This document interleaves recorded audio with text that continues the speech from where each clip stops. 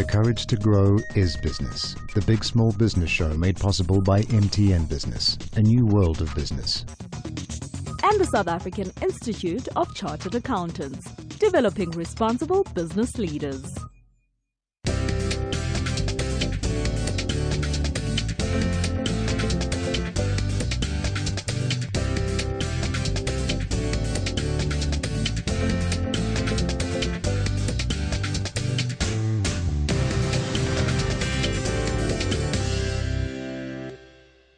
Welcome to the Big Small Business Show. On this show, we assist entrepreneurs with the issues they might be having in their business right now, whether it's a growth issue, a finance issue, an HR issue. We're here to help entrepreneurs in an authentic way.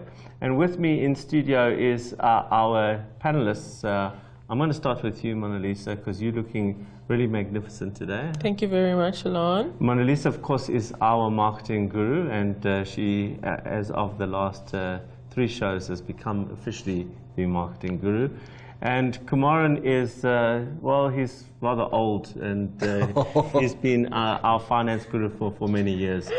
Welcome, Kumaran. I feel it, love it. Thanks. Feel it. Yeah. Right. Our guests today are Smit and Nicole Vergos, founders of Smergos. This is a startup company, and they currently provide wheelchair bags and other accessories to people with special needs via their online shop. Let's have a look.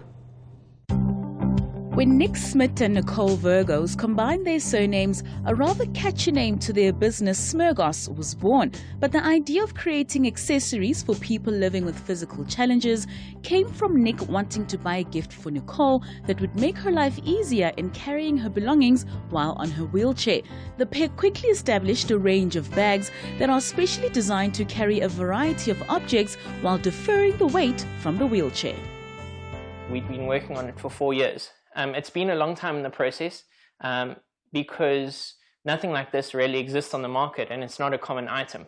What we found is that a lot of people are putting backpacks on the back of a wheelchair, but it's breaking the wheelchair as it's not designed to fit on the back of a chair. We had to design things from scratch and then tweak it and prototype it and work on it some more before we ended up releasing it to the public and being comfortable with going to market.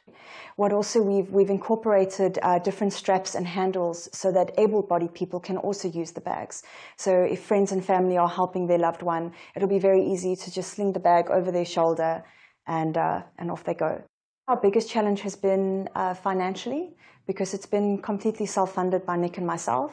We've had to arrange payment plans with the people that we work with. So a lot of times that will put them off, or it will delay work. Where we could have got something in a month, we're now only getting the product or the design 6 months later. And then the other challenge by far has been finding a manufacturer. Finding someone who's willing to take the time and take the risk and put in the hours to get this product ready and to get it going. In years to come, I see it growing a great deal, especially in terms of paraplegic sports. I can see us supporting almost every team with our products because we cater to their needs and we give them a sense of identity that no one else is giving them. The company currently has 3 employees who work towards a vision of expanding their wheelchair product range to include not just bags, but many other exciting accessories. At the turnover, we've made a couple of sales at the moment, and at the moment we're working on an order for about 60 bags for a disabled school. We're not just selling a product. You're not just like buying a t-shirt and wearing it, or you're not just buying a car and using it. We're buying products, or you're buying a product that makes a difference in someone's life. Perhaps because we are both disabled, and we understand that the disabled market is often ignored, and that we want to not so much maybe bring them to the center of the attention, but just make more of an inclusion in the market. This determined duo plans to be making an impact on disadvantaged people in South Africa, as well as to sell their products globally.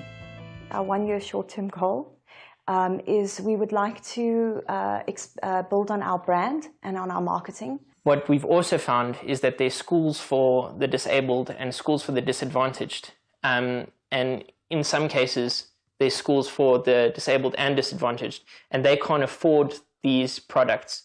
So we would like to collaborate with other companies and go to different schools and disabled organizations and provide bags to children, to adults that need them. Nick and Nicole asked us to assist them with marketing and branding strategy to get their company name and products out there. Welcome to you both. Thank you. Thank you. Right, let's start with you, Nicole. I just want to understand from you what you think the market size could be. How big is the disability sector in South Africa and perhaps the rest of the world? The estimated disabled market in South Africa is 3.5 million. Sure. And of that 3.5 million, there's about 1.2 that have a physical disability. Okay, and in that 1.2, how many do you think would have need for your products? All 1.2 or? I would think a big proportion of them would need it.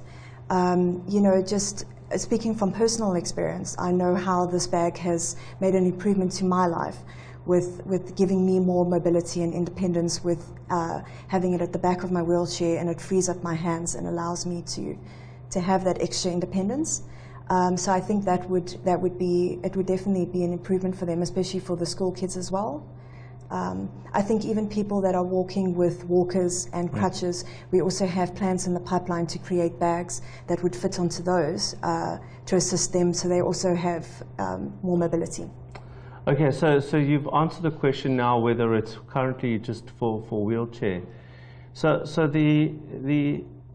you're pretty much startup, right? Yes. Yeah. How many months or years have you been in your startup phase? We've been working on the company for about 4 years in planning, but we registered and launched it last year in October. So that's October 2015. Okay. And we've been working on it since. So it's very young in terms of like market, but it's very old in terms of planning and organizing and being ready. I want to bring you in immediately because this is the question's really your question.